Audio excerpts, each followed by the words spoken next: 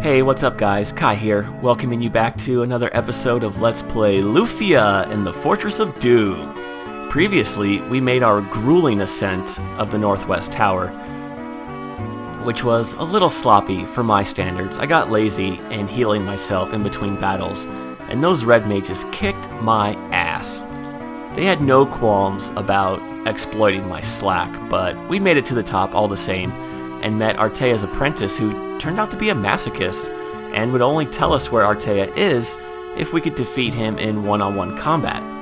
So Kai wrecked his face pretty hard in a duel using his overpowered sleep arrow, and now we have said information.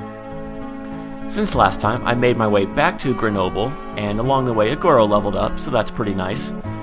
But I'm here because now that we have characters at level 10, we have access to the third floor of the old cave, which I want to do before advancing the plot. You know, making money and getting bitches is more important than saving the world. So now we're after the silver wick for a reward of 1,000 gold. Sure, why not? Why can't red mages be that strong in Final Fantasy games? Oh, it's a good class, and I like it. It's very versatile. It's just not very powerful.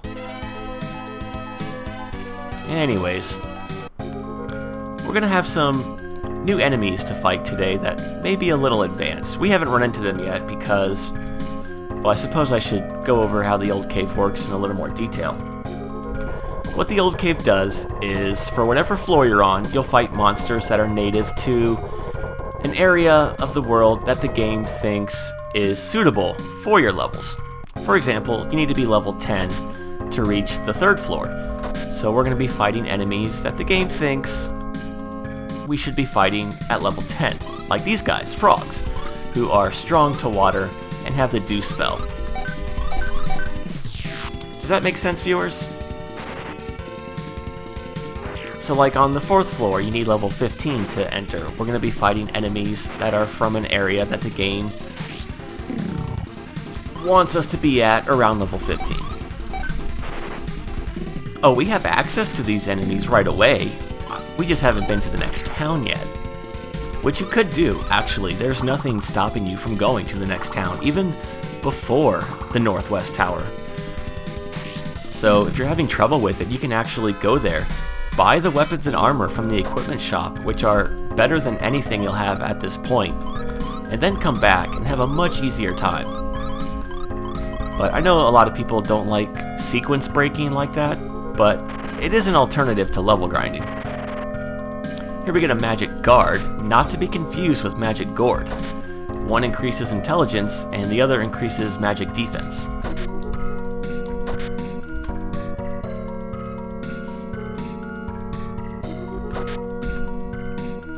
Wow, the encounter rate is going very easy on me today. I approve of this.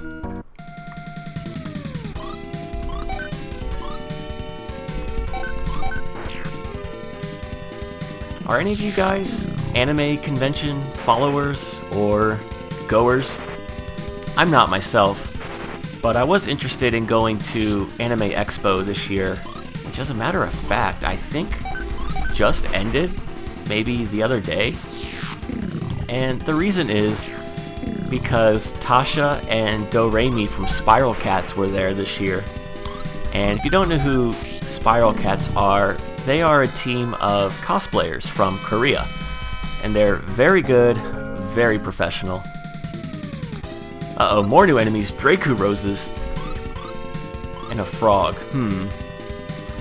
Yeah, let's kill the frog because I don't want to get hit by dew.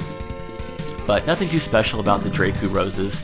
They are weak to fire though, which is completely irrelevant, and I don't know why I decided to mention that to you guys. Frogs are also weak to fire. Now the Draku Roses can drop high arrows, which they did not hear, which are very good, and oh man, well, we'll go over those later on. It's not like the enemies could use those on your party, ever. Oh, game. Here we get a secret miracle, alright. It's a miracle that I could remember that after all these years. Here we get a sweet water. Not that it actually works, it's more like the game just wants you to have something to quench your thirst with and feel good about as monsters come parading around you. But I might put those to use in the next dungeon. This one's not too long. But anyways, getting back to my story. Ooh, here we get a Brone Breast. I'm going to give that to Lufia because it's a shield. Wait, it's not a breastplate? Well, yeah, Brone is the game's abbreviation for bronze. I don't know why they went with an E instead of a Z, but there you are.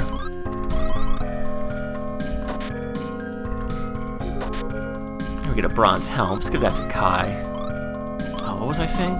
Oh yeah, Tasha and Doremi. They are absolutely gorgeous.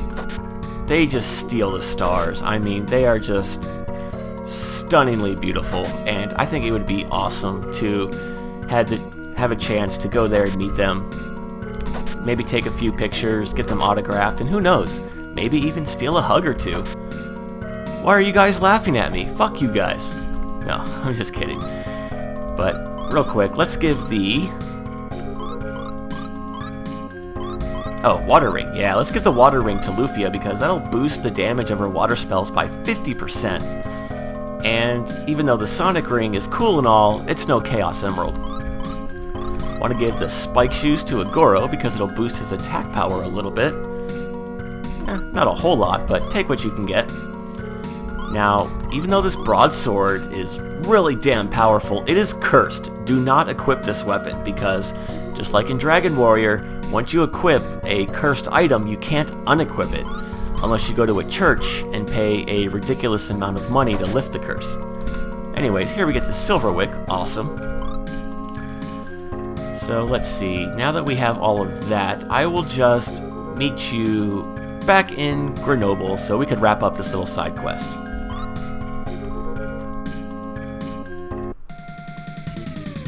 In just a second. Well, this is a bad example because these guys are actually strong to water. I was going to say let's show off the power of the Dew Ring, but no, that's not going to work. So yeah, I'm going to take care of that backtracking and meet you guys in the lobby. Okay guys, we're back, and here we are in the lobby, about to get 1,000 gold for the Silver Wick. Alright. Deos? No. Just because the text box there is a little bit darker, it is not Deos. That would be a little weird. Now, I heard, and I've never done this myself. Oh, we should probably rest at the inn before we head out. And I'll sell all my excess stuff in the next town. But anyways, I heard you can actually sell the Silverwick to a store for more than 1,000 gold. However, I wouldn't recommend doing that because we'll have to come back here later for plot purposes, and I think if you do that, you might actually permanently lock yourself out from completing the game because, like I said, I'm not 100% sure about this, but I think you have to turn in the item to get access to the next floor. In addition to being of sufficient level, I think you have to complete the previous floor's little item fetch quest. So if you never get past level 3, how are you supposed to get to level 5? Now, if I'm wrong, let me know because I am curious about that. How would you progress with the game if you sold the item that you need to turn in to that guy? Because as far as I know, the items never... Ooh, Lufia gained a level. And learned Deflect. Oh, that would have been so helpful in the Northwest Tower. What Deflect does is it will silence an entire group of enemies, and there were a lot of times where, you know, Lufia would go first, but she just didn't have the raw power to kill those red mages. So I would have much rather go for the debuffs and remove them from combat artificially. But no, Lufia wasn't level 11 back then, so oh well. But anyways, yeah, let me know if you guys have actually sold the Silver Wick, and if you were able to progress with the game later on, or if you were cock-blocked. Because that would be kind of interesting to find out. But again, I don't recommend you do that if you're actually wanting to finish the game.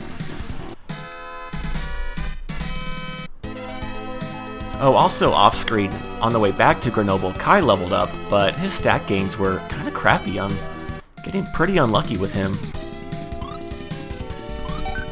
This might be a better example of how strong our Do spell is now. She's able to one-shot those zombies, which have like 50 HP. It's amazing. Unfortunately, some of the enemies in the next area are strong to water, so it's kind of a give and take, but it'll still be useful. Worry not. Ha! Perfect example. Yeah, much better. Elemental rings in this game, very useful. Elemental rings in other games, not so useful. Oh god. Okay, we're not ambushed. We're good, we're good. So, yeah, let's try to silence these guys.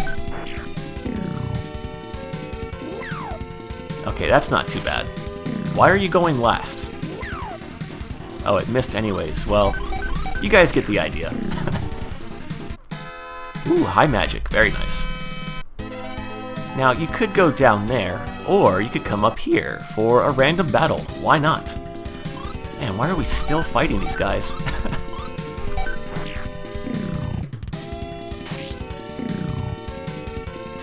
Somebody was asking me, Kai, why do you like Agoro so much when in your Phantasy Star 4 LP you hated Grizz?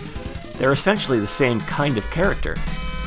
And yeah, that is true, but it's just the way the games were designed. Agoro, in this game, being a pure melee fighter, it actually works out quite well. Because we only have, 4 party members, and the game doesn't have auto-targeting. So having that one character who's strong enough to one-shot anything, like, for most of the game, it's very comforting being able to rely on that. And he's actually quite fast for some reason. Even though his armor and agility, well, his armor is heavier than Lufia's and his agility is lower than hers, he's going before her, like, consistently. I don't get it. As opposed to Grizz, who pretty much always went last. Now this guy will restore you, and he'll kind of give you some tips on what you're supposed to do if you ever get lost, or if you take a break from the game and come back, you can come talk to this guy. And yeah, Elfrea is 3 towns away, and we have to cross a desert, so it's going to be a little while before we meet Artea. Now, these shrines are linked to one another, and they're spread out all across the world. There's one, I think it's this door, yeah. This will take you actually back to Alekia. And I didn't show that off earlier in the game because there's really no need to. But this is a good place to level grind, because you got a free heal. And I completely lost track of what I was talking about. Damn it! Oh, what was it? What was it? We'll see. Oh yeah, Grizz and Agoro. But the way that combat works in Phantasy Star 4 is Grizz, he was always so slow. I mean, he always went last, so you couldn't really utilize his strength to its full potential, you know what I mean? Because he would either attack an enemy who was already weakened, or he would attack an enemy that, or you would target an enemy and somebody quicker would kill it, so he would then therefore target an enemy who had full health, but he wasn't able to one-shot because of the way the game is designed that way. So to me, he didn't have as much use or appeal as Agoro, who's pretty kick-ass in this game. I could almost always send him after an enemy and know that he's going to do a good job.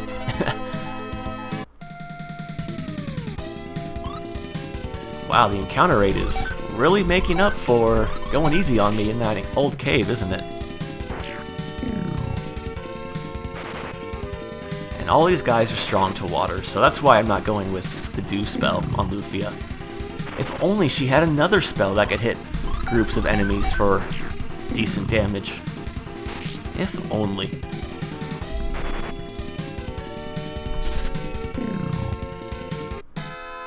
Hey, a poison pin.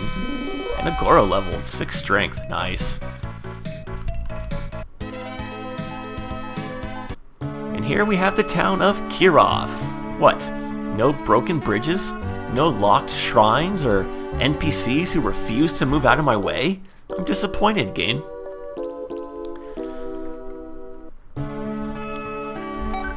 Ooh, a mid-arrow. Nice. And high arrows. Very nice. And a bomb. Oh, bombs are kind of like high arrows. They deal non-elemental damage to, I think it's all enemies. Not as much, but you get the added bonus of hitting everything on the screen, so it can be good in certain situations. Well, as we all know, in JRPGs, rumors are never true. No, just kidding, they're always true. You guys have played this JRPG before. Here we get some plum cider. Awesome. Reyna. Oh man, Claude. I knew you liked him young, but I didn't know you liked him that young. Come on now. Yeah, this is a pretty small town. Nothing too extraneous going on here. Ooh, more high potions. Those will come in handy.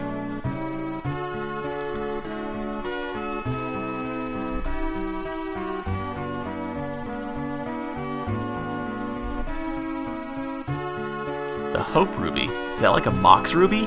No.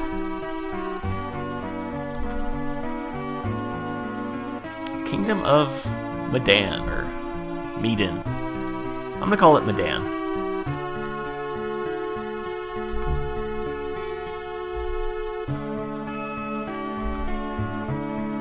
Okay, so there's Reyna. Apparently she has some illness that no medicine will work on. Here we get a stuffed pig? Oh, you guys are perverts. And a stuffed dog. What are the odds of that happening? What are the odds of that happening? Guys, we'll just have to find out next time, where when we come back, we will finish up a couple loose ends here in Kirov, and I might go explore the town of Medan because it is right next door. But as always, guys, I want to say thank you for watching. I hope you guys have a good day, and take care.